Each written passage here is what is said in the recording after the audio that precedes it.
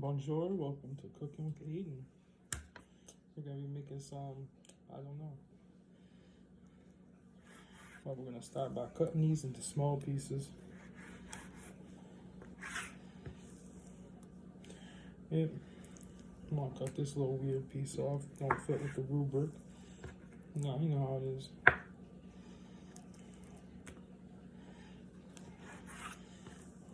Cutting little strips first, and then we're gonna cut them into somewhat cubes or rectangles. So cutting right.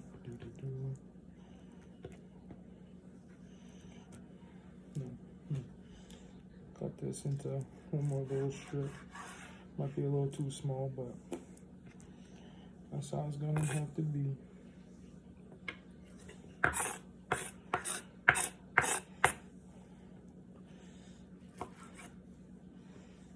Put little pieces down at the bottom right. Keep it organized.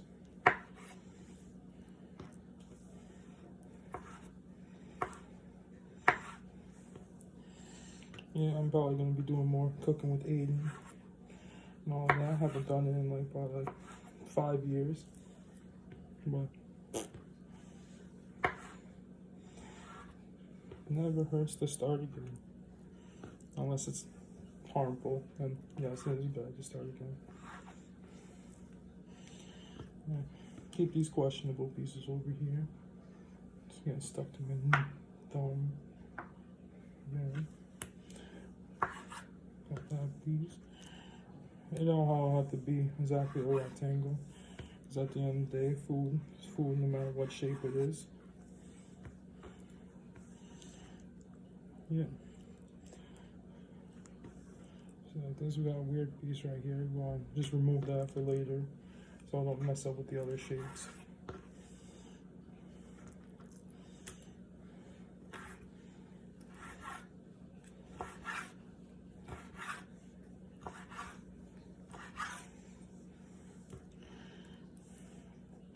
The pieces got stuck right there. No biggie.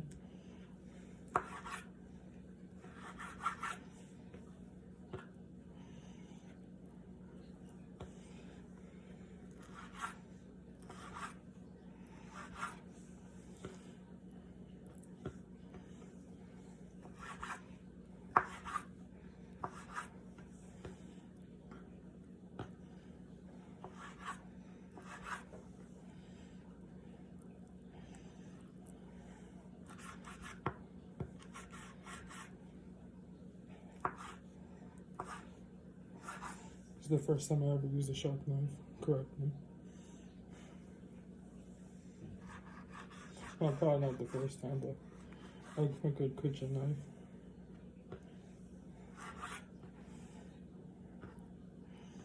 I usually use a bread cutting knife to cut meat. That piece for last, that's all messed up. A good piece right here. Probably gonna cut it in the middle. So keep my shapes not too long.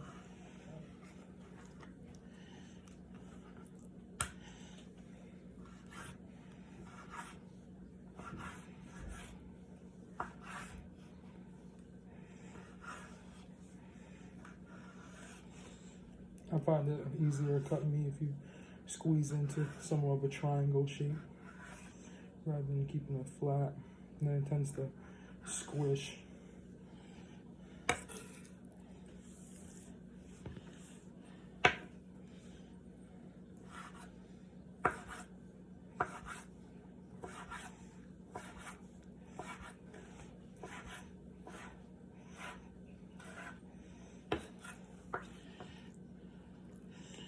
It's getting mixed up with my other pieces.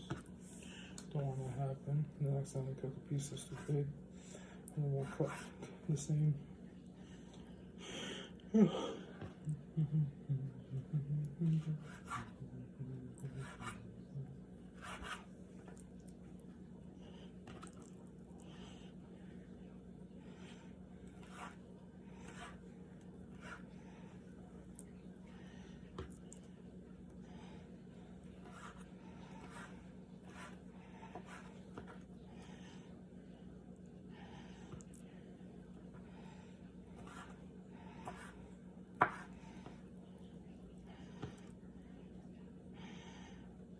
This piece not come apart. Just stuck.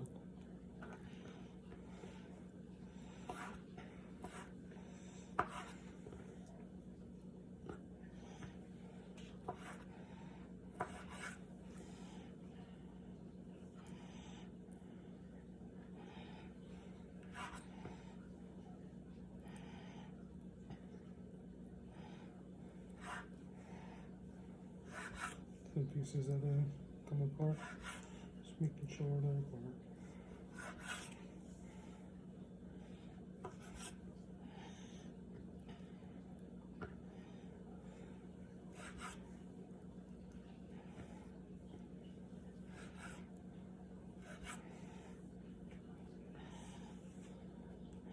That's a good size.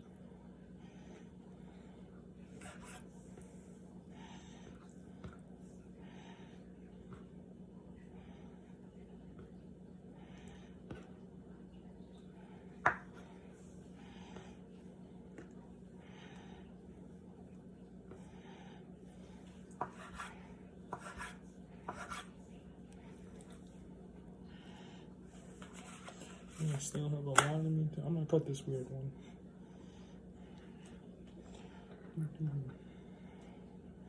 It's all broken in the middle, ripped apart. This chicken went to hell. Well, went through hell when it was alive. Super thin though. Hopefully it cooks decently well with each other.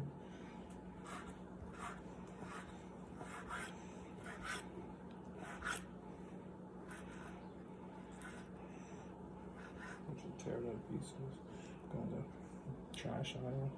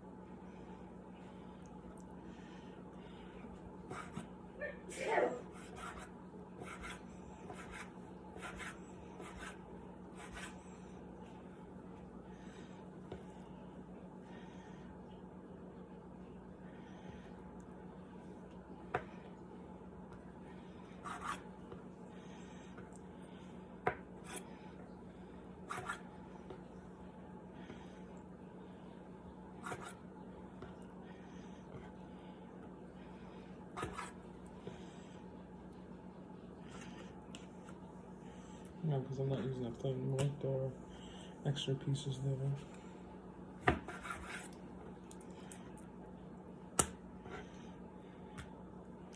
And that's a nice piece of chicken. Not tear it up, not beat up. Look like it was properly taken care of when it was alive.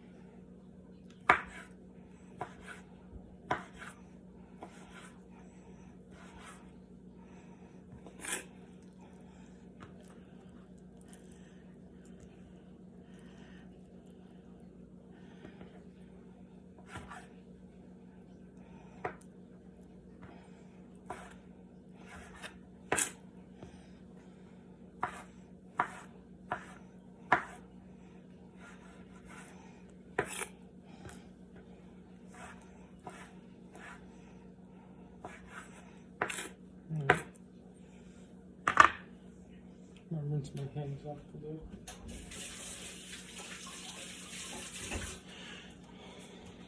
And then we're gonna put them all into the Ziploc bag. And we're gonna let them marinate for a bit. I'm not gonna do too long for what time it is and if you're hungry. But I would let it sit for relatively an hour and the stuff I'm gonna put into. Well, I'm gonna let the video cut for now while I get all that set up. I'm back with it all set up. These are the ingredients I use if you ever want to recreate it yourself. And well, now I'll let this sit and I'll see you when I start cooking it. Alright, this is cooking with Aidan. Now we're starting to cook the food. Now I'm unzipping the Ziploc bag. Open it, bam.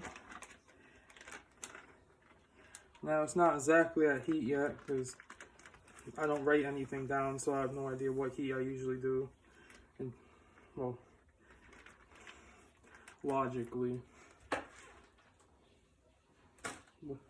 yeah.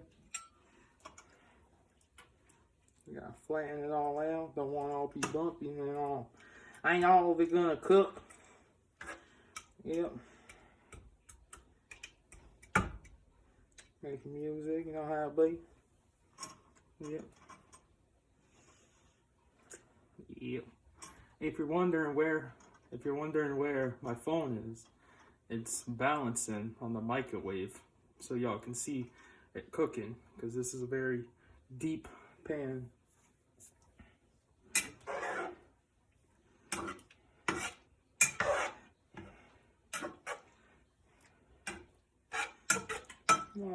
Give them chances in the middle. That's probably where it's going to be hottest.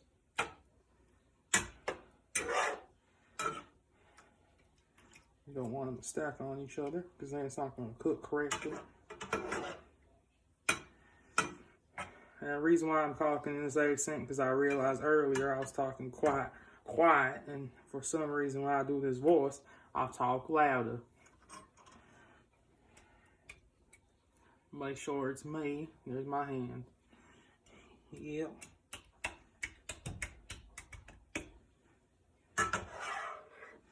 Flipping them.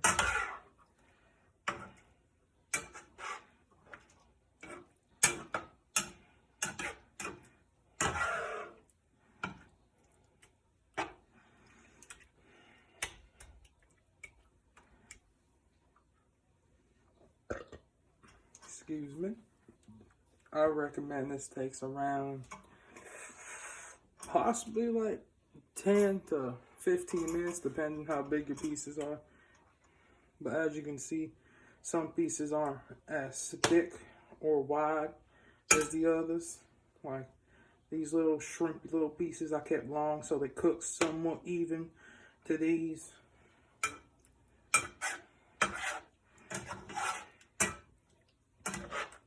It may not look like it's hot in here, but it's getting there.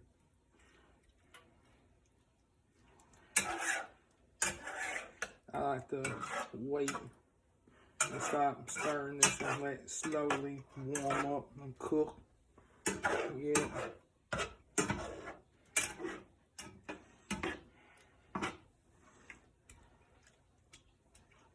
And I recommend this for people that aren't patient and waiting or very forgetful because you always have to be here. As you can see, we're getting some bubbles. Well, boiling-ish. That means it's working. Now it starts doing that, then you really want to keep moving them. Not too much. Probably move them a little bit, flatten them back out until it does that again.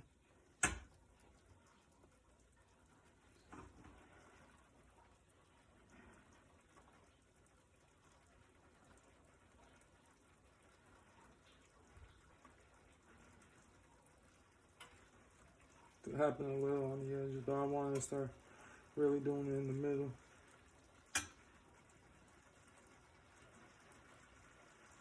I say that's about good enough. And start moving and flipping them. Moving them. Yeah.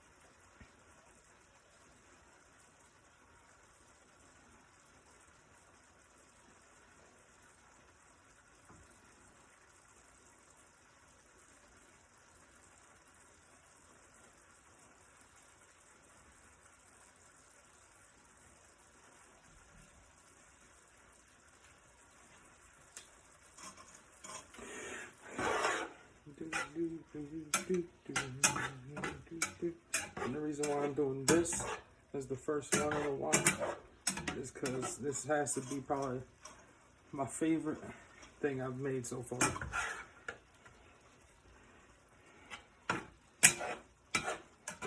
I have no gosh darn idea what its name is or relatively any techniques. It's just chicken and teriyaki sauce and a bunch of other things mixed together. Yeah.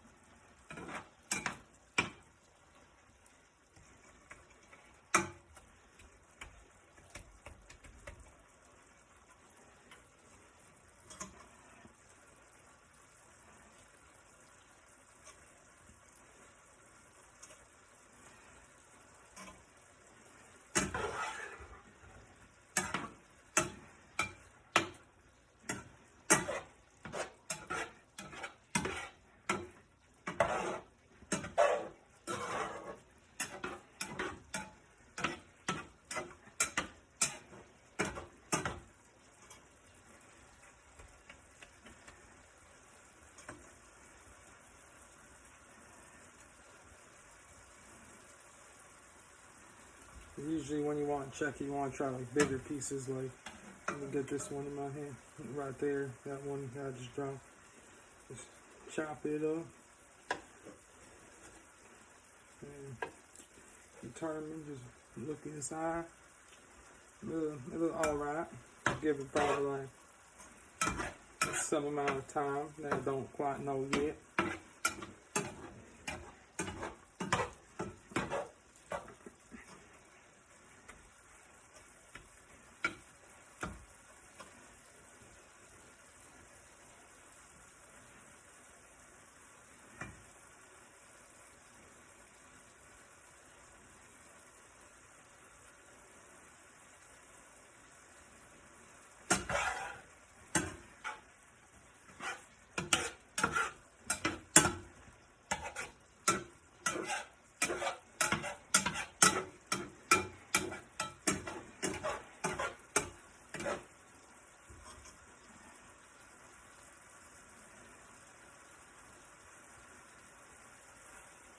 Let me check on these big pieces again. This is a nice big giant piece. There, I'll try this one.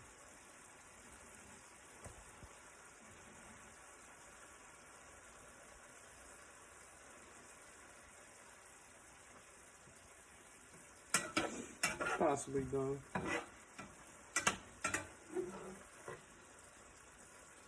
I gotta double check.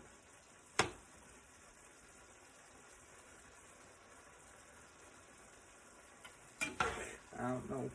I'll give it like a minute.